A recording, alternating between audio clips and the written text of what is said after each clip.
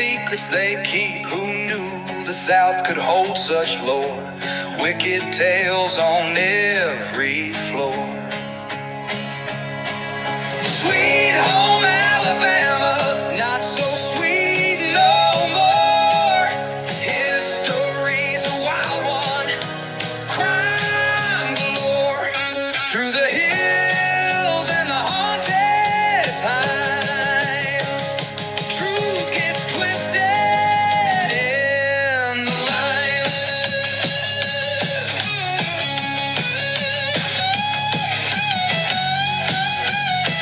Hello, Jamie here with Country Diggers. Welcome to the Speakeasy. Today we're going to be going into the book Wicked North Alabama by Jacquelyn Proctor Reeves. And also, it has a murder ballad with it. So we'll be doing that. It's called The Black Widow of Hazel Green. So stay tuned. All right, first we'll start off with the murder ballad. It was written by Shane Adkins in 1997. Not very old song at all.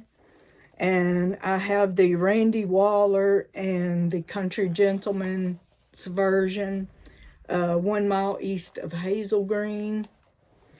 And I have it on my iTunes playlist. I don't know if it's on YouTube or not. I haven't looked it up, but I will. And if it's on there, I'll put it on my YouTube Folks On playlist. Or you can look it up yourself. But here's the lyrics. There's an island of trees in a sea of cotton, not far from the place called Hazel Green. A story of murder has never been forgotten. Wild woods don't glow and birds don't sing.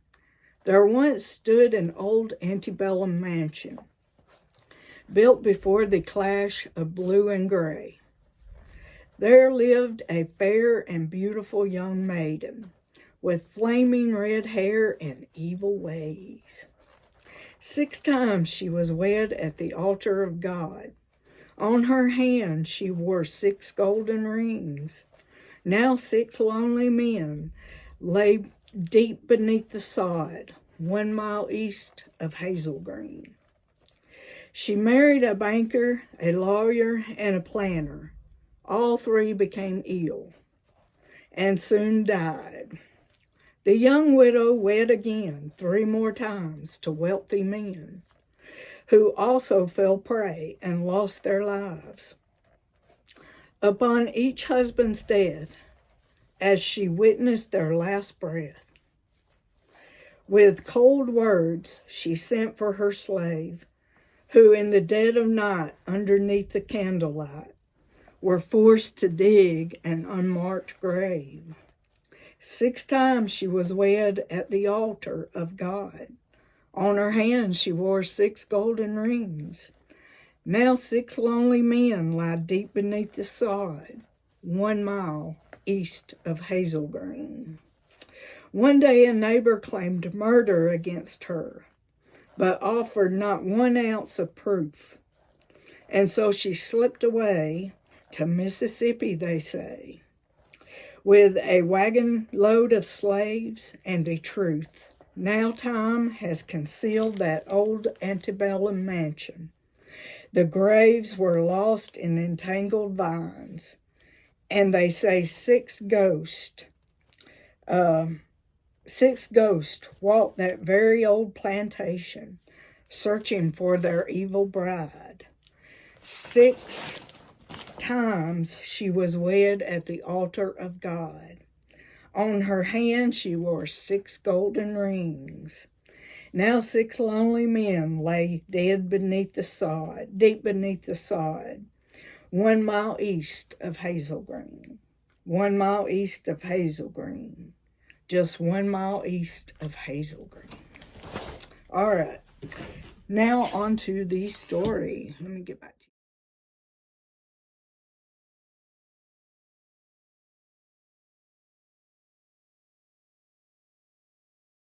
And now on to the story, The Black Widow of Hazel Green. The letter written to a Hazel Green widow from leaders in her Baptist church in Huntsville is now lost to history, as is the exact wording.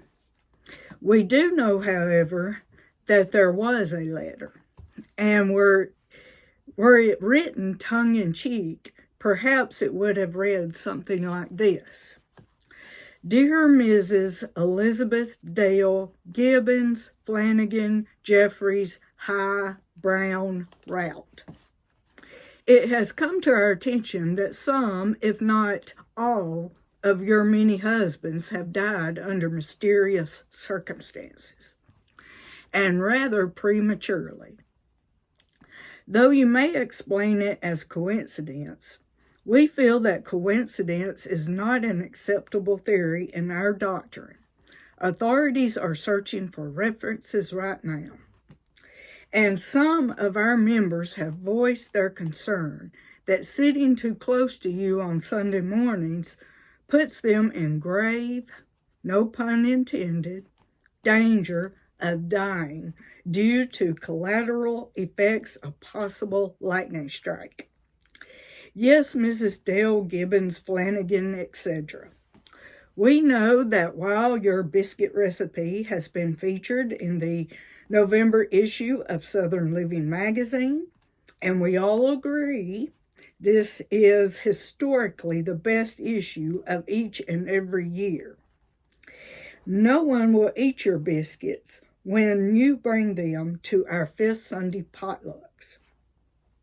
Leila, Mabel, and Eliza has suggested that perhaps you may have mislabeled your baking powder and rat poison. But we feel you would have probably noticed that after, say, your fourth husband had turned up his toes. Our minister has conducted so many of your wedding ceremonies that he is sick of wedding reception cheese straws and cannot afford to keep getting his suits dry cleaned. In fact, the cleaners are not able to get them cleaned fast enough before your next wedding. Our elders have voted unanimously that we can no longer accept you as a member of our congregation, and that perhaps you would be better suited as a member of the Methodist Church down the street. In addition, they seem to have an overabundance of male members of their congregation. We would like to conclude by wishing any and all your future husbands of yours who may be waiting in the wings, sort of like sitting ducks, good luck, but not Godspeed. Elizabeth Evans Dale was born in Worcester County, Maryland, on October 28, 1795. One of 10 children born to Adam Dale and Mary Polly Hall. More than 200 years have passed since her birth, and with the passage of time, memories wither and history forgets. This is not the case for Elizabeth Routt, known locally as the Black Widow of Hazel Green. Though we have details of her life, the answers to many questions will forevermore remain unknown. However, as exclusive as the reasons are, her story remains as vivid and interesting as if it happened just yesterday. In 1797, the Dales left Maryland to settle in Liberty, DeKalb County, Tennessee. In 1812, Adam Dale fought under General Andrew Jackson at the Battle of Horseshoe Bend. He is credited as having raised, equipped, and commanded a company of 100 volunteers from Smith, Tennessee, also in DeKalb County. He and his company camped near a large spring near a small Alabama community called Meridianville. They were just 8 miles north of Huntsville, and near the future home of his daughter Elizabeth.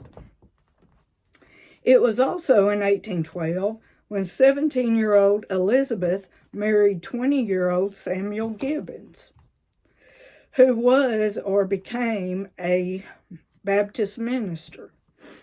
After 18 years of marriage, Samuel Gibbons contracted black tongue.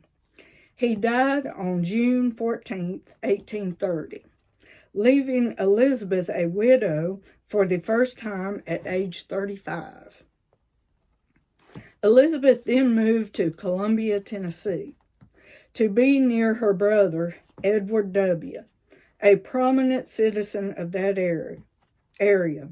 Unfortunately, he committed suicide after trouble at the bank where he worked. Elizabeth remarried 15 months after her husband's death. Certainly no one was surprised.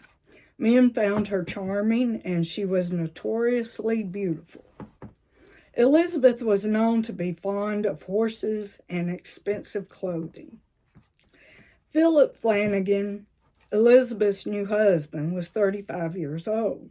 Their marriage took place on November 3rd, 1831. He survived only 6 months after the wedding. He died on March 14, 1832, and was buried at Maple Hill Cemetery in Huntsville, Alabama.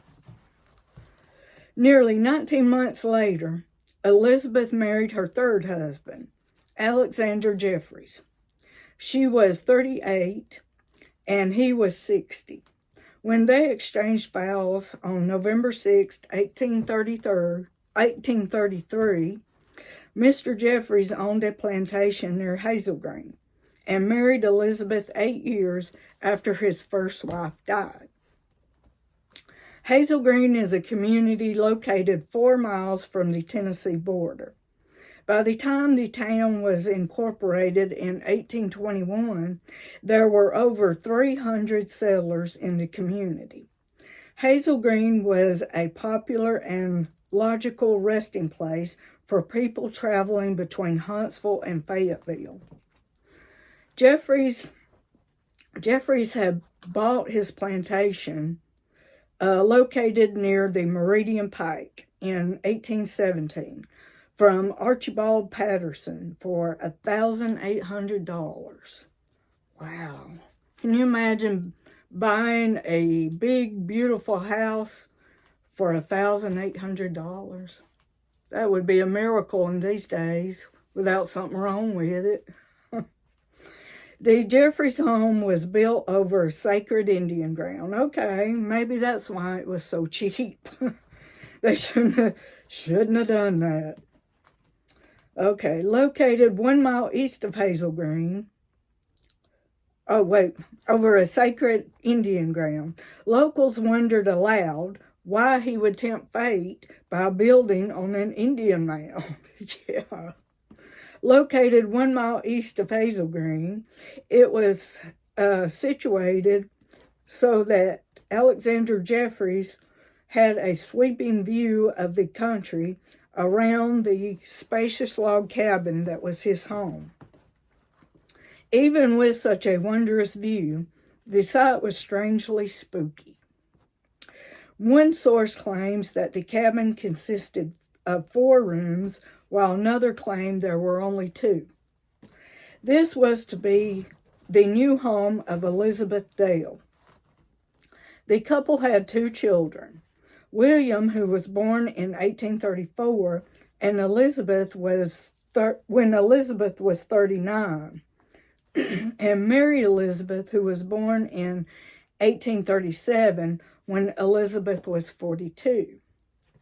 By February 1838, Alexander Jeffries was not in good health. He called his good friend and neighbor, Abner Tate, to witness his will. His will provided for his older children from his first wife, while the rest went to Elizabeth and their 2 children. The will stated that he was of sound mind, though his health was bad.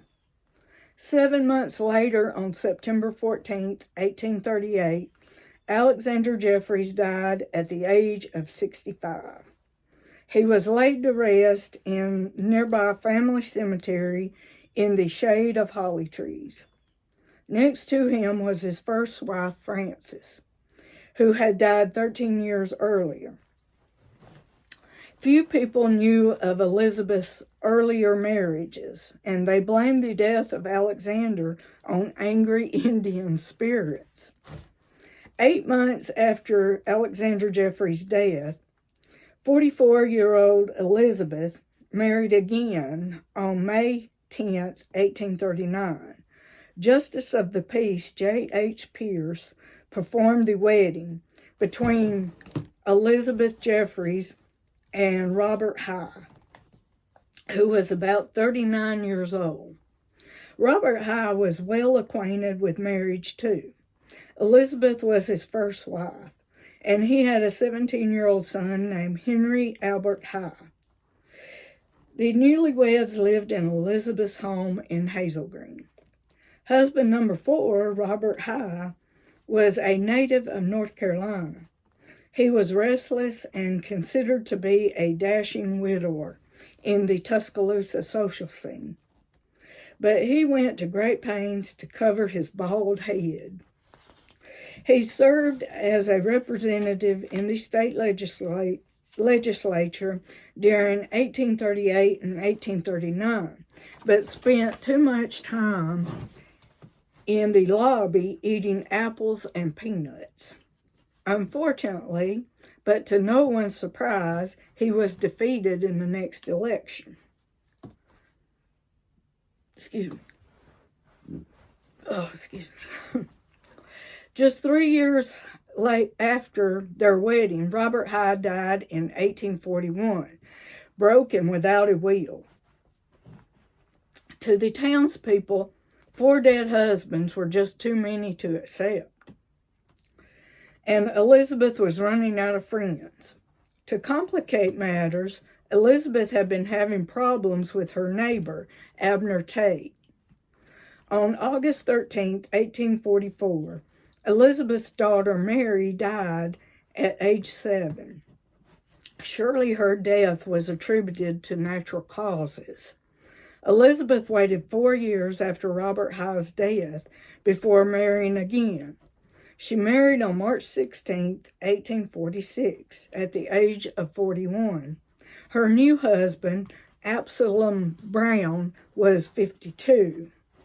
Elizabeth Dale Gibbons, Flanagan, Jeffries, High, Brown, and her new husband built an impressive plantation house on the property purchased by husband number 3, Alexander Jeffries. The home, which faced east, consisted of 8 large rooms, 4 upstairs and 4 downstairs. It replaced the former 2-story log cabin built by the late Alexander Jeffries. And yes, it was still on an Indian mound.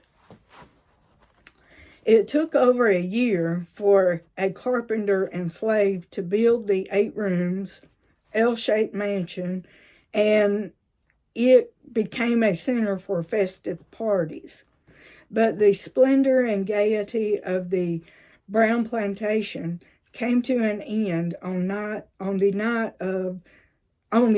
in 1847, only a year after the marriage. Absalom Brown died of a strange malady, a slow and painful death. The cause of death was unknown.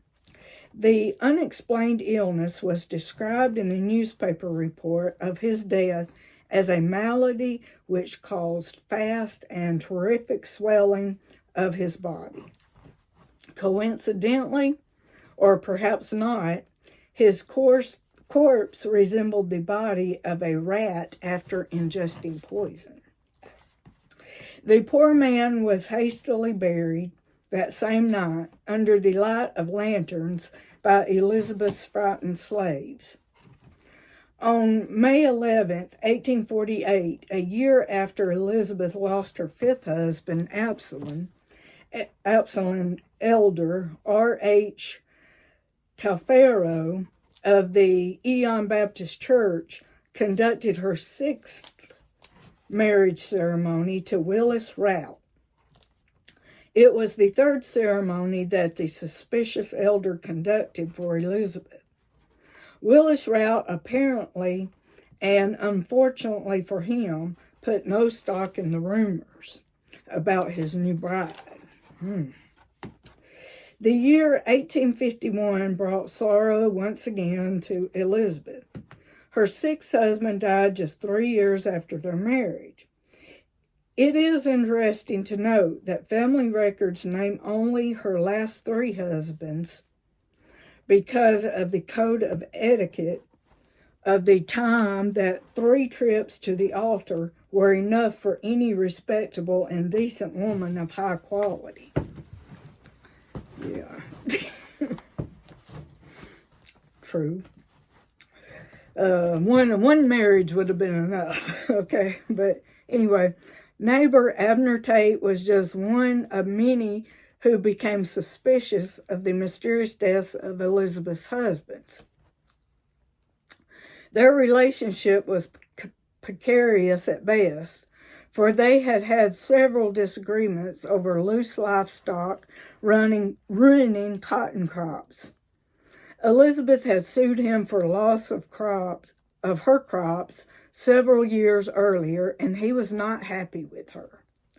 Now Tate was telling anyone and everyone who would listen that he thought she was behind the mysterious deaths of her husbands, and perhaps her daughters as well. Abner Tate was doing his farm chores one night in 1854 when he was severely wounded by gunfire.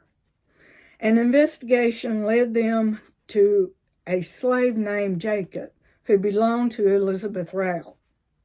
Tate was convinced that his neighbor Elizabeth was behind the shot, which was meant to be fatal. It was further determined that another slave named Fred was somehow connected as well. A letter written by Huntsville resident Hugh Lawson Clay to his sister-in-law, Virginia, dated June 23, 1854, gives us a possible explanation as well as a motive. Clay wrote that a runaway slave belonging to Munford Townsend was staying with Mrs. Rout's slave. This Negro of Mrs. Routt induced him to shoot Tate at his mistress's command, who he declared said Tate owed her money, which she had sued him for, but could not get as long as he lived. He furnished Townsend's Negro with a double-barreled gun belonging to William Jeffries. This is the substance of the admissions of both Negroes, and there are corroborative circumstances in great number and of very strong character, confirmatory of their statements in relation to shooting Tate, while the absence of all motive for the act except the command of Mrs. Routt has brought down upon her the prejudice of the people and revived the strength of rumors of her having made away with 6 husbands. There is no hope of acquitting either Negro. I also think Mrs. Routt will be obliged to leave the country. Jacob appeared before the Madison County Circuit Court on Tuesday, March 6, 1855. Jacob was arraigned and charged with murder. Now that I don't understand because Abner Tate did not die of his gunshot wound, but the slave Jacob was convicted of murder.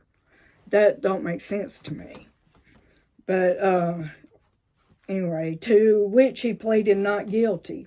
The jury decided otherwise and found him guilty of murder. See? And the person he shot didn't die, so. But after placing a value, The jury decided otherwise and found him guilty of murder. It reconvened to assess the dollar value of Jacob on a motion from Jacob's attorney.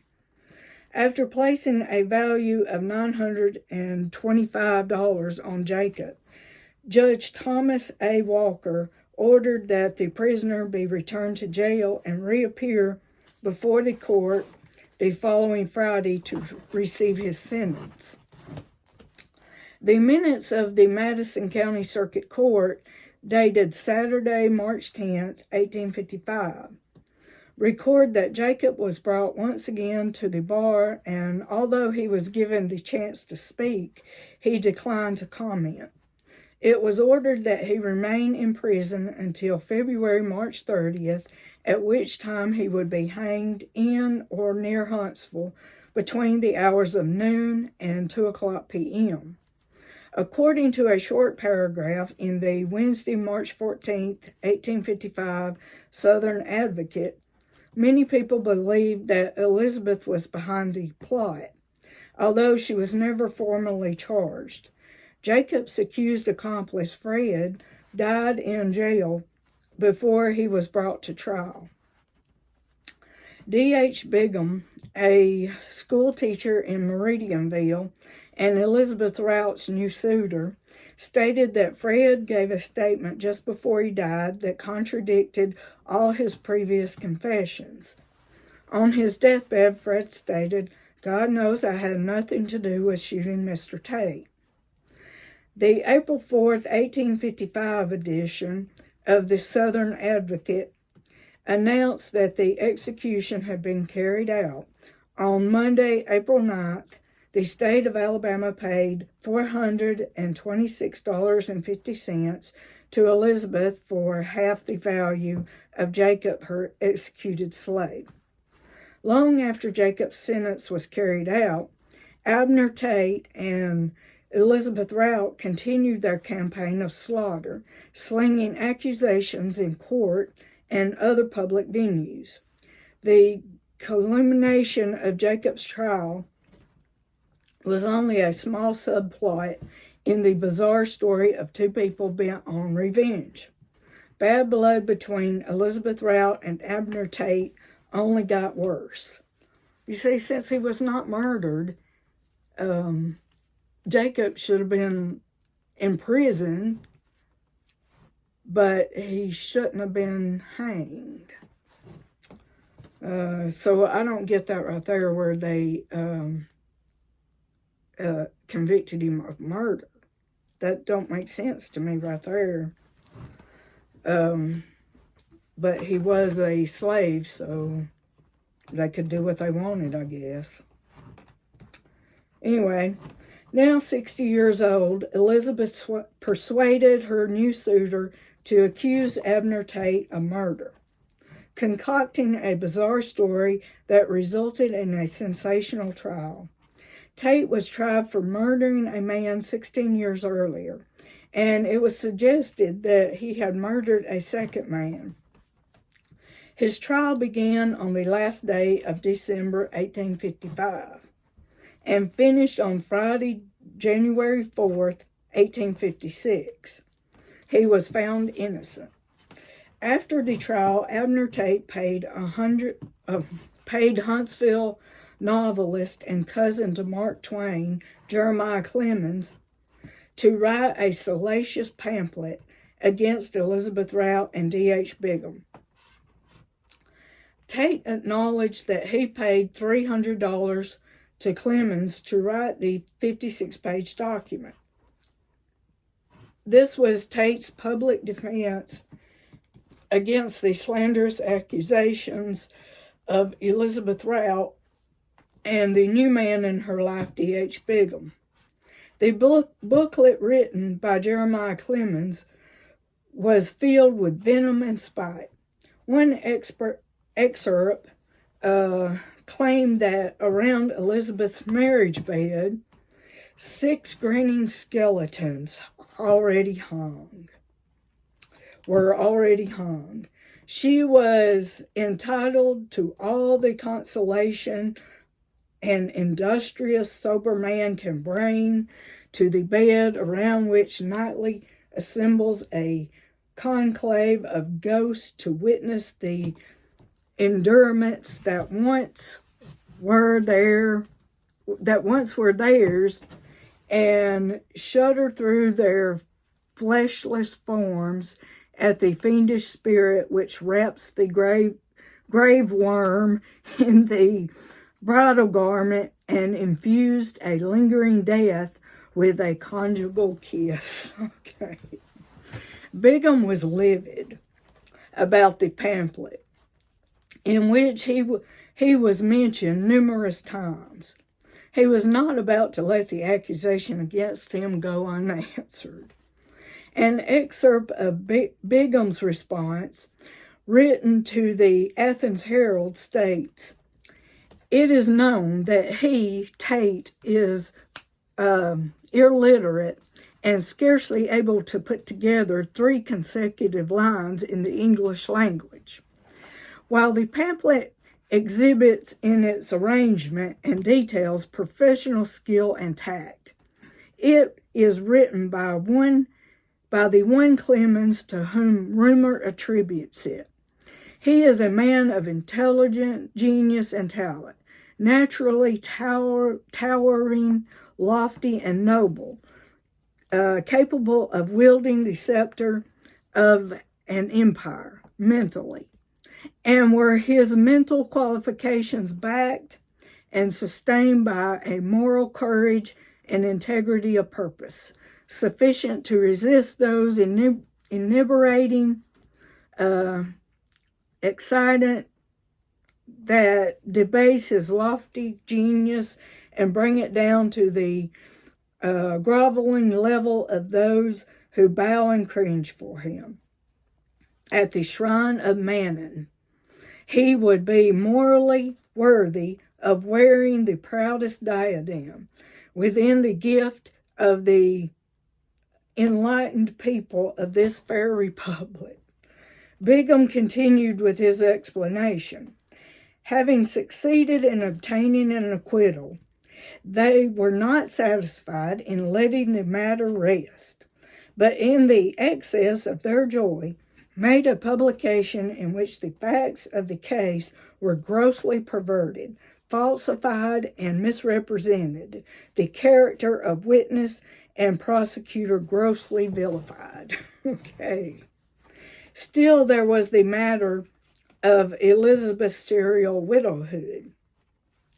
She had already gained the attention of a number of people for the sudden and mysterious deaths of her many husbands, and the church had withdrawn her membership, while others whispered their suspicions about Elizabeth. Abner Tate blankly accused her of murdering her husbands. A complaint was filed on August 9, 1856. Elizabeth E. Routt sued Abner Tate for $50,000 for the publication of his pamphlet entitled Defense of Abner Tate Against Charges of Murder, preferred by D.A. Bigham. But the trial never took place. The suit was dismissed because Elizabeth had already moved to Marshall County, Mississippi, and sold her plantation to Levi Donaldson for $12,500. That's still cheap. Defendant Abner Tate asked that the court dismiss the charges and that he recover any cost incurred for Mrs. Routt. The court agreed to consider the motion. In 1860, Abner Tate moved to South Alabama just before the outbreak of the Civil War. As far as history books are concerned, the mystery of the missing men he was accused of killing has never been explained. Elizabeth was described as a fascinating lady of many marriages. Folklore says she had a hat rack near her door that displayed one hat from each of her dead husbands. Elizabeth had the body of her first husband removed from Centerville, Tennessee, and taken to Columbia. His interesting tombstone is in the shape of a pulpit with an open Bible on top. The personal feud of two people, supposedly started by loose livestock, destroyed reputations and fortunes and caused the death of two slaves. All that remained of the mystery today is found in the pages of court records, the ruins of the plantation home destroyed by arson in 1968, and a small crowded graveyard under an immense holly tree 1 mile east of Hazel Green. The steps and remnants of 3 fireplaces are all that is left of the home of the notoriously beautiful Elizabeth Routt. Did she kill her 6 husbands? This much we do know. Elizabeth took the truth with her when she died. And since we are supposed to be innocent until proven guilty, she was never proven guilty. But did she do it? We don't know. So hope you enjoyed, and see you back soon.